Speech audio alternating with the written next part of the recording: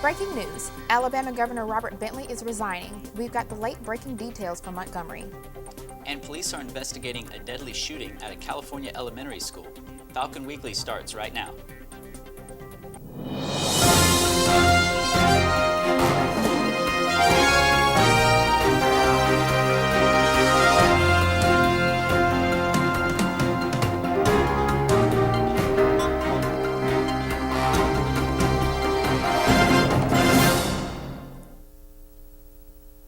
Hello and welcome to Falcon Weekly. I'm Brianna Rose. And I'm Alex Tejada.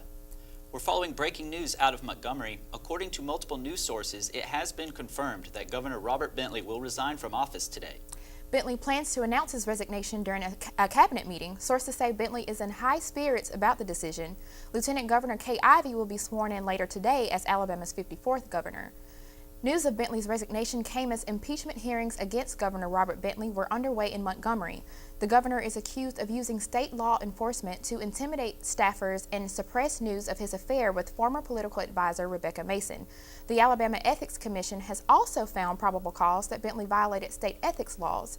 A lengthy report was released late last week, giving us a first look at some of the text messages sent between Bentley and Mason. The governor says that he has done nothing wrong. Here's more information about the woman who will become the 54th governor of Alabama. Kay Ivey was elected as state treasurer in 2002, becoming the first Republican to hold the office. She was re-elected to that position in 2006. She was elected lieutenant governor in 2010. She's the first Republican woman to hold that office in state history. Kay Ivey will become Alabama's second female governor. In other breaking news coming out of St. Bernardino, California, a female teacher and male gunman are dead following a shooting in a classroom at a California elementary school. The shooting happened today at San Bernardino's North Park Elementary School in what authorities believe to be a murder-suicide. As of right now, we know that the victims involved were a teacher and two students. The students have been taken to a local hospital and are in critical condition. Sources say the suspect is down and there is no further threat.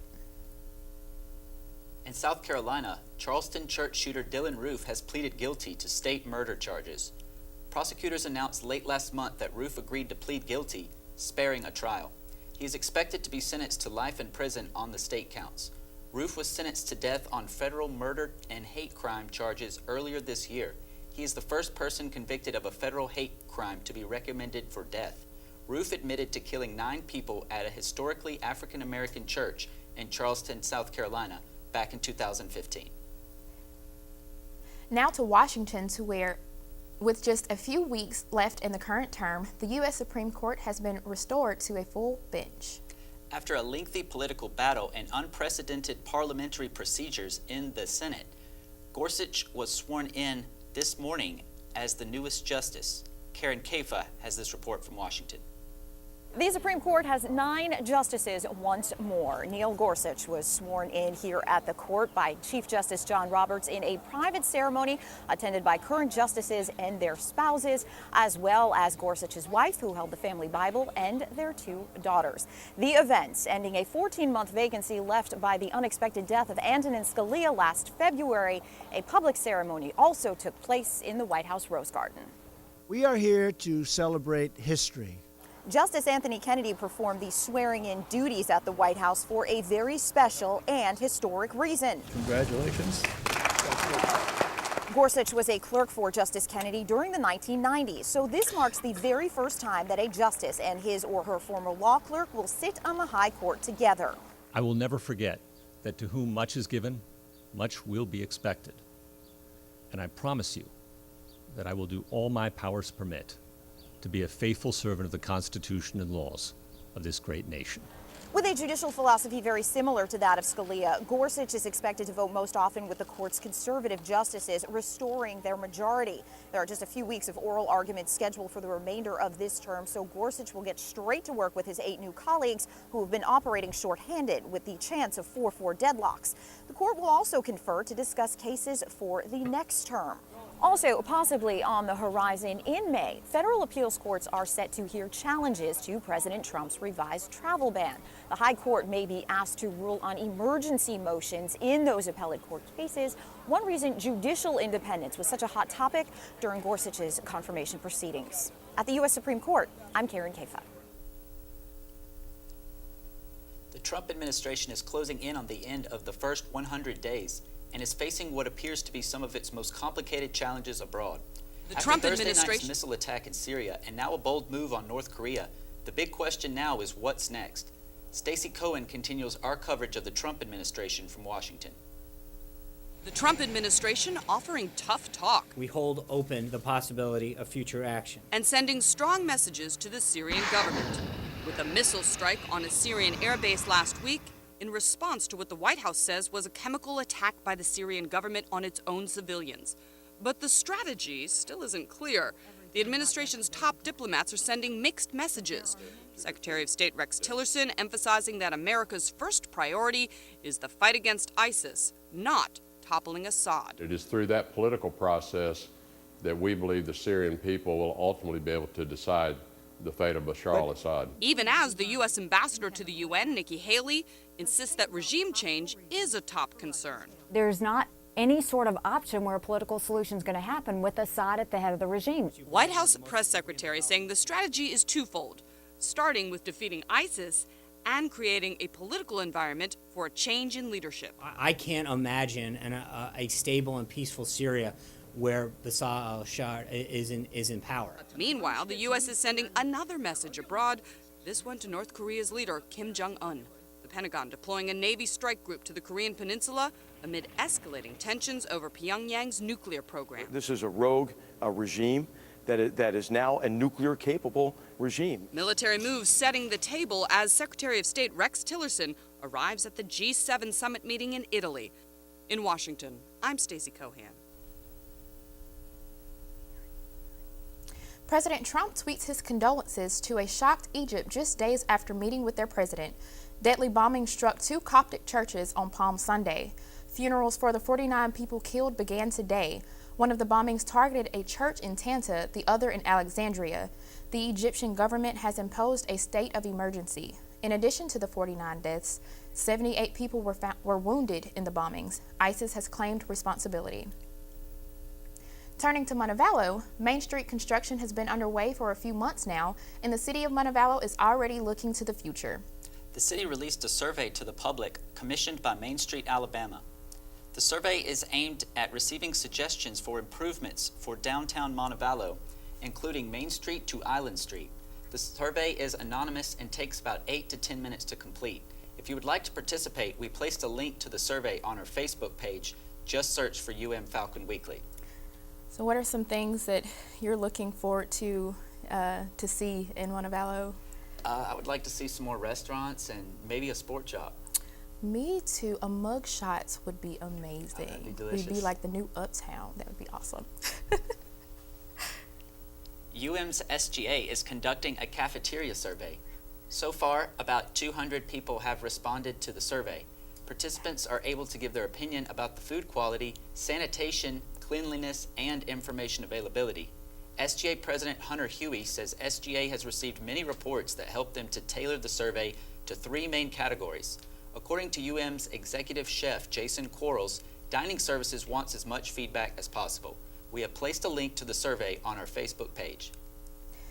Registration for fall 2017 classes starts this week. Seniors and priority registration students can sign up for classes on April 12th. Juniors and student athletes can register on April 14th. Sophomore registration opens on April 18th, followed by freshmen on the 20th. Registration opens at 7 a.m. on those days. Remember, you must meet with your advisor before you register for classes. So, I have my alarm set for 7 a.m. tomorrow. I'm ready to go, ready to sign up. Well, luckily, I'm a graduating senior, so I don't have to register for classes this time. Oh, lucky. Well, good news for college students in New York. The Empire State is now the first in the country to offer free tuition to 4-year state universities. State officials reached a budget deal on Friday that includes money for the Excelsior Scholarship program. The program covers college tuition for students whose families fall below a certain income level. The cap would start at $100,000 a year, but it would gradually go up to $125,000 in 2019. Roughly 80% of New York State families could qualify for the program. An organic salad mix has been recalled because of possible rabies contamination.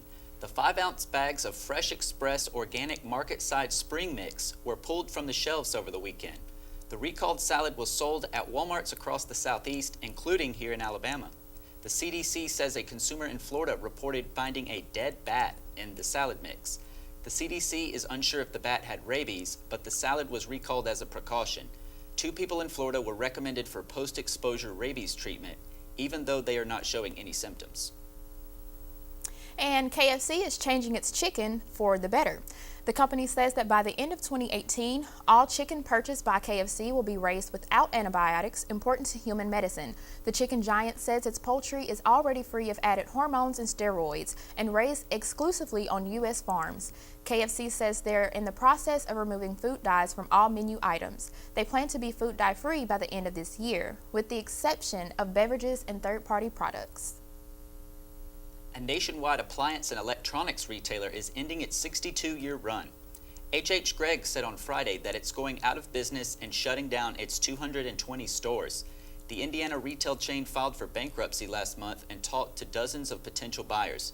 But its CEO said the company could not close the deal within the timeline set by creditors. The going out of business sales at HHGregg stores got underway Saturday.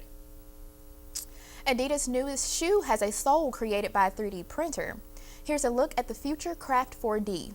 The German company said 5,000 of the shoes will be available at retail stores in the fall and winter. It plans to start mass producing them next year. The company would not disclose where the shoes will be manufactured. Adidas partnered with Silicon Valley-based startup Carbon to create the shoe, which uses a new technology called digital light synthesis. The technology could save time and money in the production process and will allow for greater customization. In sports news, the 81st edition of the Masters Golf Tournament ended in a nail-biter Sunday in Augusta, Georgia. Spanish golfer Sergio Garcia has finally won the first major championship of his career. He defeated Justin Rose in a dramatic sudden-death playoff at this year's Masters Tournament. Garcia is the 3rd Spaniard to win the coveted green jacket. Obviously, this is something I wanted to do for a long time, but no, it never felt like a horror movie. It felt like a little bit of a drama, maybe, but obviously with a happy ending. And he won it on the birthday of his idol, the late, great Steve Ballesteros. The Masters is the first of the 4 major golf tournaments in 2017. Turning to campus sports, Montebello women's tennis team finishes their 2nd record-breaking season this Saturday at home against USC Aiken. The 16-7 Falcons travel to West Alabama on Thursday for a non-conference match before the weekend's regular season finale. Coach Albertson's team are 8th in the conference and dismantled Georgia Southwestern on Friday by an 8-1 scoreline. The 1 and 2 singles players, Alina Muntianu and Emily Beatty, boast 20-5 records. Amanda Gartro, Julia Berg, and Lauren Perro have double-digit singles victories in 2017. The top doubles pair, Rain Sinclair and Alice Copland, have had a great season, as well as freshman Meryl Van Zutphen, who competes in both singles and doubles. Use the Fighting Falcons app to check into Saturday's match, which starts at 11 a.m. on Court 2.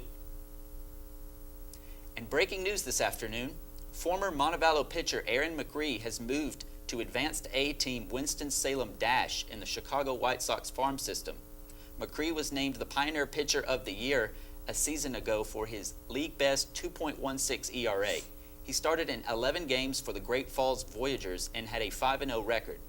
McCree will get his first start tonight against the Down East Wood Ducks of the Carolina League. The Alabaster native played for the Falcons from 2013 to 2016. Montebello baseball and softball face a massive final 2 weeks of the regular season and hope to make the Peach Belt tournament in their final season in the conference. Frank Rogers' women's lacrosse team finished their 2nd season on Saturday when they host UAH. They have bettered their 6-win total from their inaugural season with 8 wins so far this year. Details on these stories and more at MontebelloFalcons.com. Finally this week, robots may one day greet visitors at Walt Disney World. The entertainment company has applied for a patent application for these humanoid robots. According to the document, the robots are adapted for human interaction. Disney officials declined to comment about the patent. There's no timeline for when the robots will be roaming the parks. So, what do you think about robots greeting you at Walt Disney World? I mean, it's interesting. I'd like to see the new technology being put to use. I mean, I'll need to make a trip to Disney now. Yeah, I think technology has advanced a little bit too much for me, though. I don't know how I feel about interaction with a robot. Yeah, some of the robots are a little too lifelike. Right, and especially with them, like, talking back to you. I'm like, I don't know about Yeah, that. we'll see how kids react to that. Right. Well, remember, there's more news online 24/7. Just search for Falcon Weekly on Facebook, Twitter, and Instagram to see more stories and news updates throughout the week. More breaking news just into our newsroom. Governor Robert Brentley has agreed to plead guilty to misdemeanor charges. Sources in Montgomery say Bentley was being fingerprinted at the Montgomery County Jail shortly before 4 o'clock this afternoon. His resignation will be official at 5 p.m. today. Be sure to check out our social media pages for more on this developing story. And that's all the time we have for this week's show. Thank you so much for joining us. For more news from MassCom student reporters, be sure to check out the Falcon News Network blog. The web address is on your screen. We'll see you again next week.